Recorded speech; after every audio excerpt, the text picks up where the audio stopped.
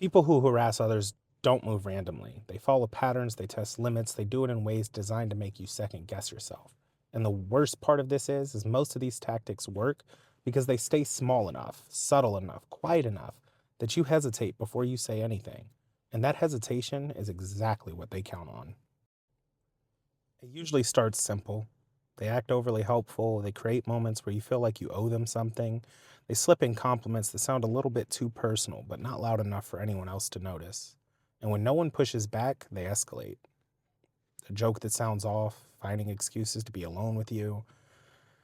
Every single step is a probe to see exactly what they can get away with. The worst part is that people like this, they watch for isolation. They catch you when you're tired, new to a space, unsure of your footing, or worried about causing conflict. Their whole goal is to make sure that you do not feel comfortable pushing back. That is the opening that they want. But truly, the part that makes them so hard to expose is how carefully they build their cover. They act friendly around others, they help the boss, they show up with a smile in front of people who have influence, and they make sure that everyone sees a version of them that looks harmless. So if something's reported later, the reaction's often shock or disbelief, and that disbelief is part of their plan.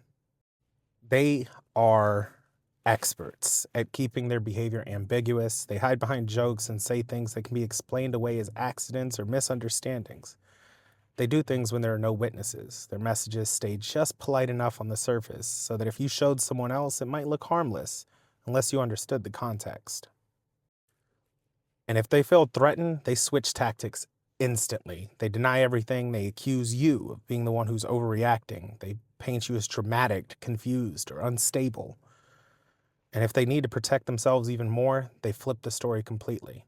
Suddenly, they're the victims. They rush to tell people that you're the one who made them uncomfortable. They try to get ahead of the truth before you even have a chance to speak. And that is their real strategy, right? They control the perception, they control the narrative, and they make everyone else question you before you even open your mouth. And it's no better online. The tactics will shift, but the intent usually stays the same. Online, they start light.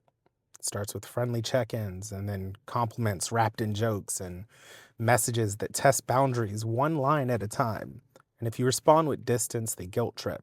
If you respond positively, they push further. And if you don't reply at all, they continue. One of their tactics is typically hiding behind calls. They'll behave normally in text and then switch tone the moment you join a voice chat. They say things that they would never put in writing because they know calls do not leave concrete evidence. And when you talk about it later, they rely on the fact that no one else heard it. They can deny everything with a straight face. They are selective about the evidence that they keep. They save messages where they look calm, patient, polite, and nice, and they delete the ones where they cross the lines. So that this way, if anything comes out, they can release the screenshots that only show their good behavior and craft a narrative where they seem reasonable and you seem rude or reactive or crazy. They shape what people see, and then they hide the rest. They'll weaponize communication patterns. These are smart people. Long emotional messages when they want sympathy, short messages when they want to test your anxiety, silence when they want to punish you, a sudden flood of attention when they feel you slipping away. Every shift, every move is calculated and intentional. And when exposure is close, the online defenses, they'll get even sharper. They'll say you're twisting their words. They'll claim that you led them on. They'll call you unstable or too sensitive. They'll throw labels at you to make others distrust your version of events. They create doubt before you even get a chance to explain anything.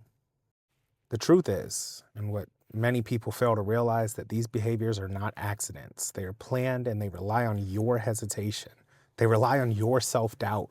They rely on the fear that no one will believe you, and they rely on the reputation that they built long before crossing the line. And for most people, once you see that pattern, it becomes obvious. And once it becomes obvious, it should become harder for them to hide behind confusion or excuses. But for some reason, people still fall for the game. But for you, you're not imagining it. You're not overreacting, and you are not alone in noticing these patterns. People who behave this way are counting on your silence. They're counting on your fear, and they are counting on you thinking that no one will understand. But once you recognize the strategy, you can cut right through it.